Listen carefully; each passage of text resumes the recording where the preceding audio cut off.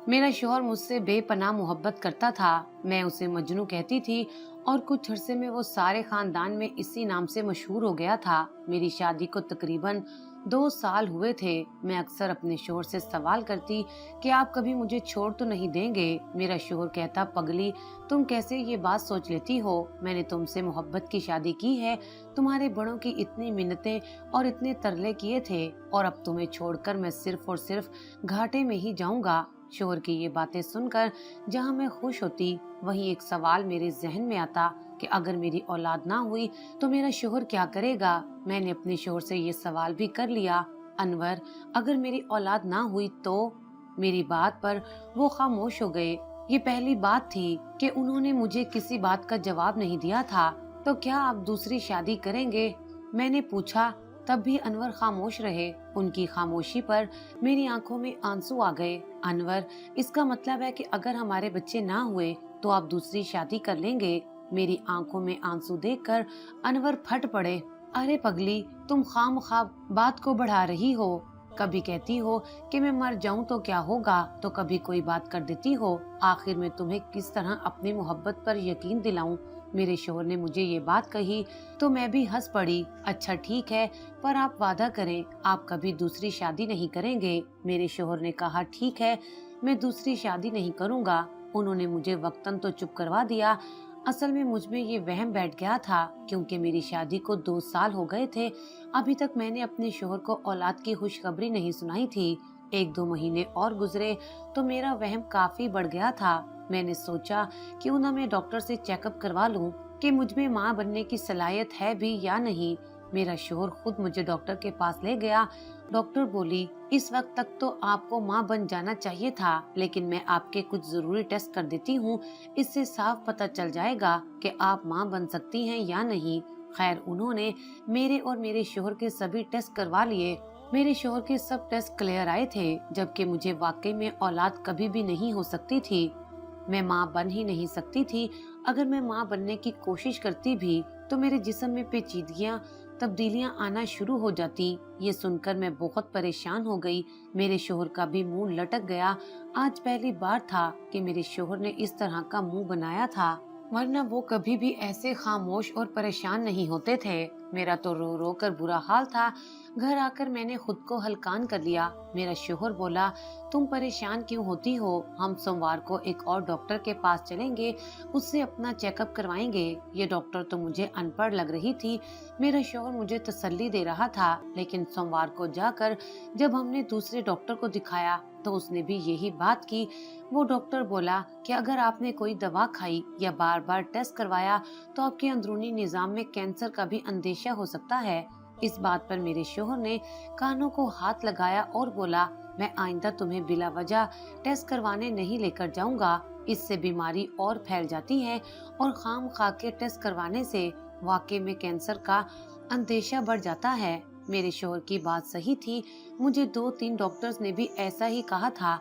अब मैंने टेस्ट करवाना छोड़ दिए थे, मगर मेरी सहेलियां और आसपास के लोग मुझसे कहने लगे कि अब तो तुम्हारा शौहर तुमसे मोहब्बत नहीं करेगा, वो तुमसे दूर हो जाएगा।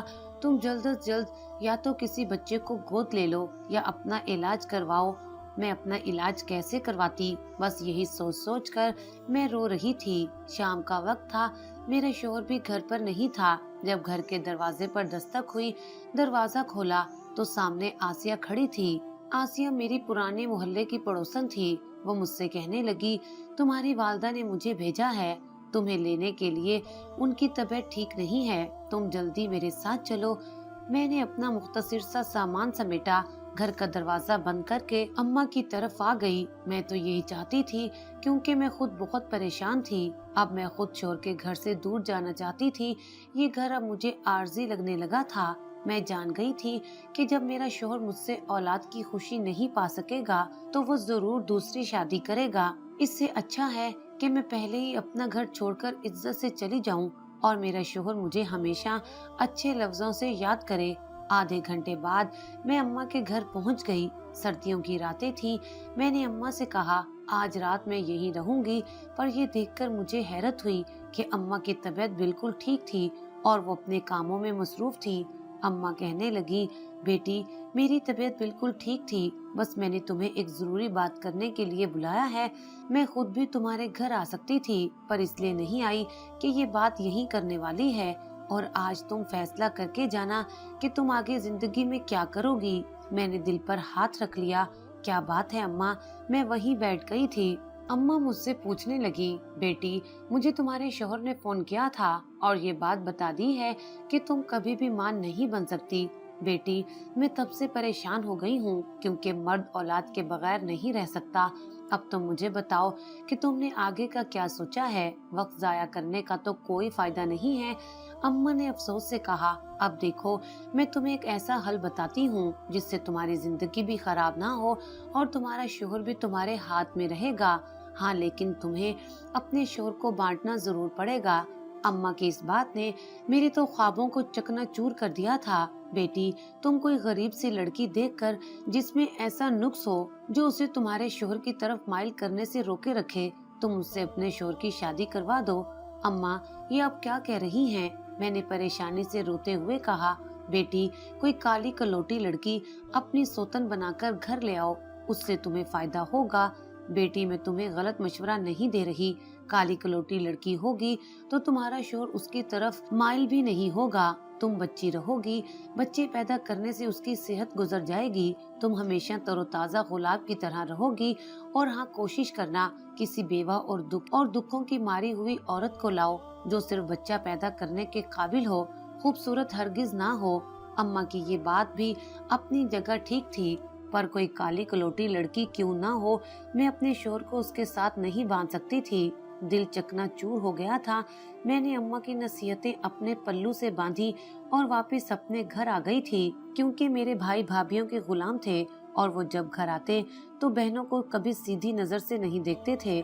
मैं अपने शोहर के घर वापस गई, वो ही मेरी पनाहगाह थी। मेरा शोहर वापस आया।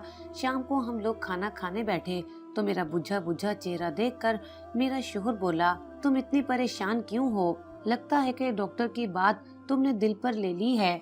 अरे, मुझे नहीं चाहिए बच्चे, वो बच्चे जो हमें एक दूसरे से अलग कर दें।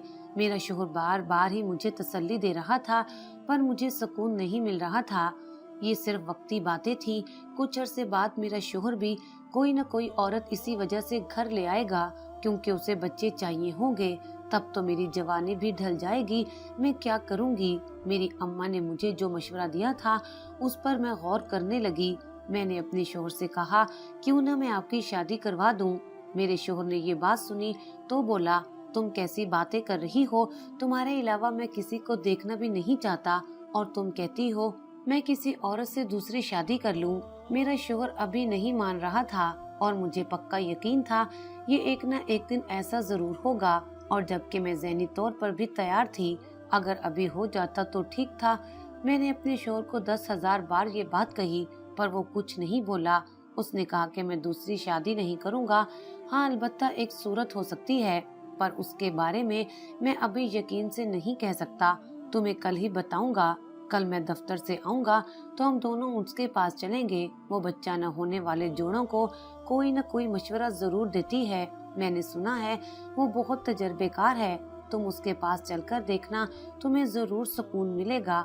मैंने अपने शोहर की बात मान ली और फिर 2 दिन के बाद वो मुझे एक ऐसी जगह लेकर गया जो एक पुराना वीरान सा घर था।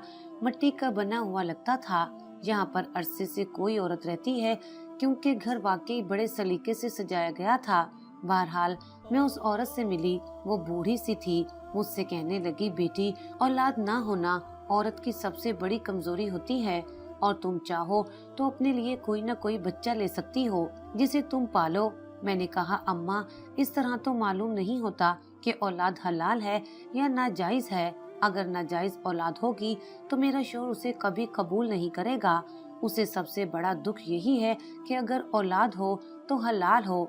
मेरी बात सुनकर वो औरत सोचते हुए बोली, बात तो तुम्हारी बिल्कुल ठीक है, पर फिर भी तुम्हारे मसले का हल मेरे पास मौजूद है।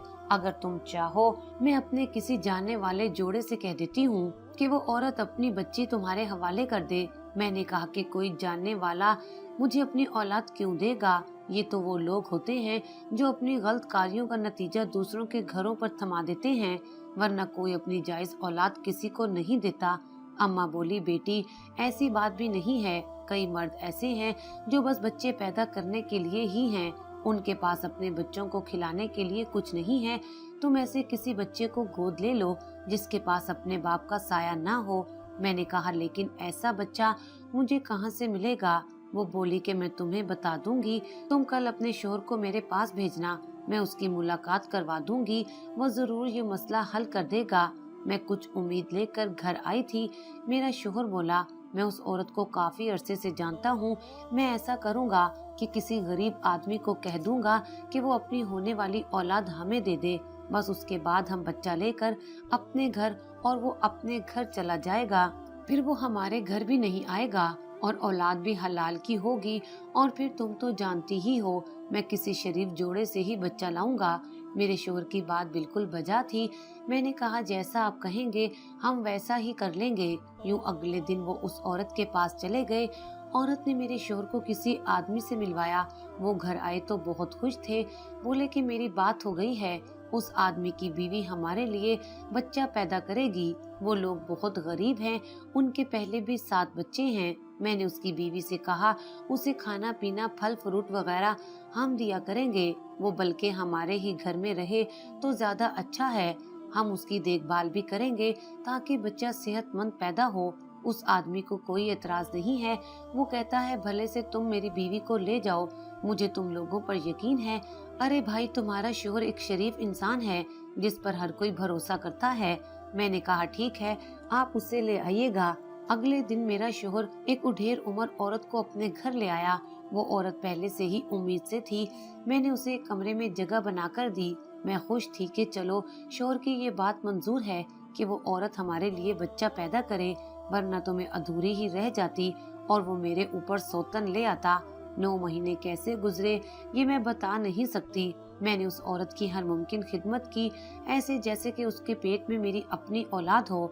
9 महीने गुजरे तो हम लोग बहुत खुश थे। मेरे शोहर ने भी दिन गिन गिन कर गुजारे थे और अब मालूम हो रहा था कि उसे भी औलाद की कितनी तलब थी, पर मेरी वजह से वो कोई बात नहीं बोलता था कि कहीं मुझे बुरी ना लग जाए। खैर, विलादत का वक्त आ गया था। मैंने एक नर्स और एक डॉक्टर को घर पर ही बुला लिया था। उन लोगों ने मिलकर बच्चे की पैदाइश में मदद की। मेरा शोहर फौरन ही कमरे के अंदर आ गया। मुझे ये कुछ मुनासिब नहीं लगा, पर मेरे शोहर ने फौरन ही बच्चे को अपनी गोद में ले लिया। उसे साफ करके एकदम तौलिए में लपेटकर उसे प्यार करने लगा। उसे गोद में ले लिया जैसे ये उसका अपना बच्चा हो।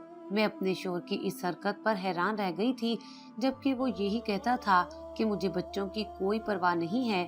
उस वक्त मुझे निदामत का शदीद एहसास हुआ कि मेरा शोहर औलाद का तरसा हुआ था, उसे कोई परवाह ही ना हो। मेरा शोहर बोला कि तुम उसे दूसरे कमरे में ले जाओ, मैं इसके कान में आजान देता हूँ। फिलहाल मैं इन लोगों से बातचीत कर लूँ ताकि ये यहाँ से चले जाएं। मैं बच्चे की खुशी में बच्चा लेकर दूसरे कमरे में आ गई।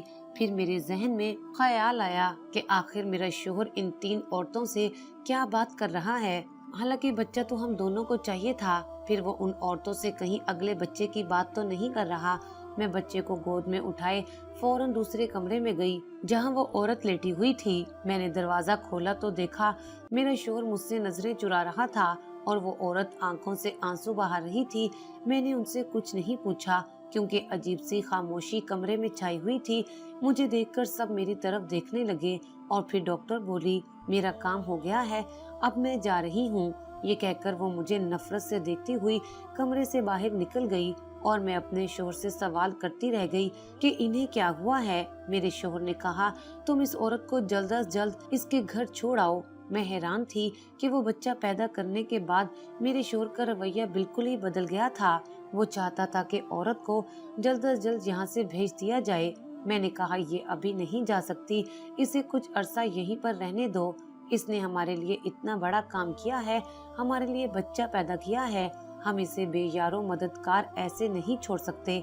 मैंने उस औरत को उसकी तयशुदा रकम 5 लाख दिए और उसे कहा कि तुम कुछ दिन यहाँ रह लो, फिर चली जाना। वो औरत फिर भी खुश नहीं थी, आंसू बहा रही थी। शायद उसे अपना बच्चा देने का दुख था। मैंने उससे पूछना भी चाहा, पर उसने कोई जवाब नहीं दिया। मेरा शोहर अपने कमरे में आ गया था और वो उस बच्चे को देखे जा रहा था। मैं कमरे में आई तो बोली, तुम इस बच्चे के कान में आजान दो वरना अच्छा नहीं होता। फिर मेरा शोहर कहने लगा, मेरी ख्वाहिश है कि इस बच्चे को नीम गर्म पानी से नहलाकर फिर इसके कान में आजान दूं। मैंने कहा, तुम इतनी नन्ही सी जान को क्या वुजू करवाओगे, ऐसे ही आजान दे दो। फिर मेरा शोहर खुद ही नीम गर्म पानी के टब में बच्चे को नहलाने लगा। उसका सर मैंने पकड़ा हुआ था कि मेरी नजर बच्चे के पाँव पर पड़ी और मैं चौंक गई। ये क्या है? मैंने बच्चे का पाँव गौर से देखते हुए कहा था। मेरे शोहर की नजर भी उस बच्चे के पाँव पर पड़ी। वहाँ पर एक चांद का निशान बना हुआ था। ये चांद का निशान देखकर मैं शक में पड़ गई थी। मेरे तो जैसे सर पर आसमान आ गिरा था। मैंने अपने शोहर की तरफ देखकर कहा कि ऐसा निशान तो आपके बाएं पाँव पर भी है, आखिर इसकी वजह क्या है? मेरा शोहर मेरी बात सुनकर सर पकड़कर बोला, अब मैं क्या करूं? अगर मेरे और उस बच्चे के पाँव पर एक ही निशान है तो इसमें मेरा क्या कसूर है? मेरा शोहर मुझसे उलझने लगा। मैंने कहा, आपको गुस्सा करने की जरूरत नहीं है, अभी तो हमारे बच्चे ने आंखें भी नहीं खोली, हमें लड़ना नहीं चाहिए। खैर, बच्चे के कान में आजान दे दी गई। मेरा शोहर बच्चे से बहुत ज्यादा मोहब्बत जता रहा था, मगर एक बात जो मुझे समझ नहीं आ रही थी वो ये थी कि मेरे शोहर की इस बच्चे के साथ बहुत शक्ल मिलती थी। ऐसे लगता है जैसे ये बच्चा किसी और का नहीं बल्कि मेरे शोहर का हो। मैं अब रफ्ता रफ्ता ज्यादा शक करने लगी थी, यहाँ तक कि मेरा जहन पागल होने लगा। मैंने बच्चे की परवरिश शुरू कर दी थी, साथ ही साथ में उस औरत का भी ख्याल रखती।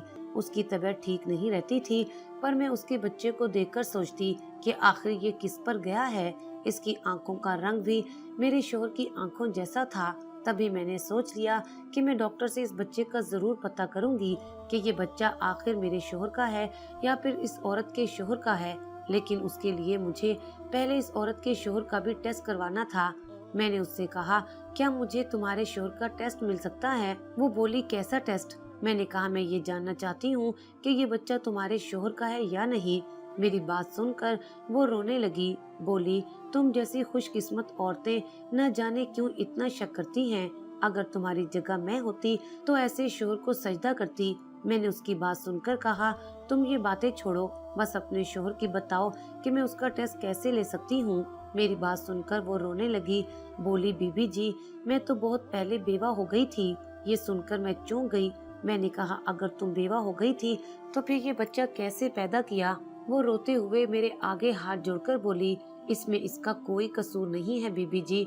तुम्हारे शोहर ने मुझसे निकाह किया था और अब मैं उसके बच्चे की माँ भी बन गई हूँ। मेरे सर पर तो आसमान आ गिरा था।